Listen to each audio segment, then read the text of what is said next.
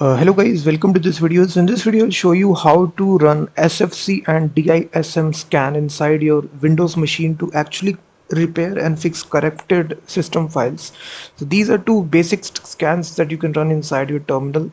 I will show you both the commands. So just open the terminal and right here you need to simply say SFC.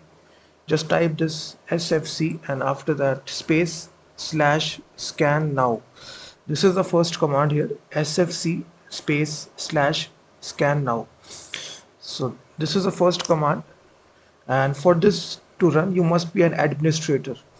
So just open your command line using an administrator. So right click this and run as administrator, and now you are on the administrator level. So now you can run this command here.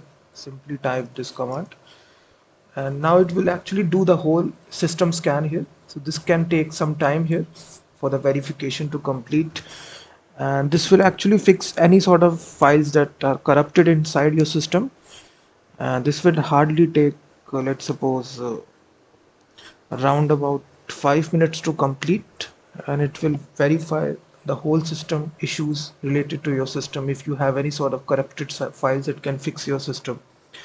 The next scan that I will show you, it's called as DISM scan. This also does the scanning of your computer. Let me show you this command as well. DISM slash online slash cleanup dash image slash restore health. So just I have given both these commands in the description of the video. DISM space slash online slash cleanup dash image slash restore health. This is a DISM command here, and now it will check your image version of your system, and it will also take around about 1 minute to complete.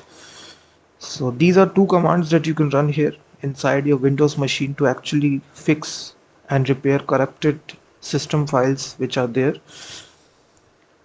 The first one is SFC scan and this one is DISM scan. So you can see now it will run. So you can just run them completely. Don't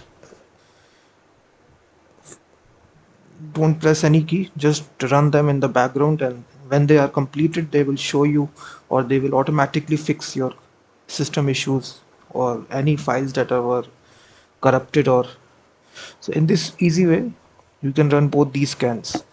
So also check out my website guys, freemediatools.com, which contains thousands of tools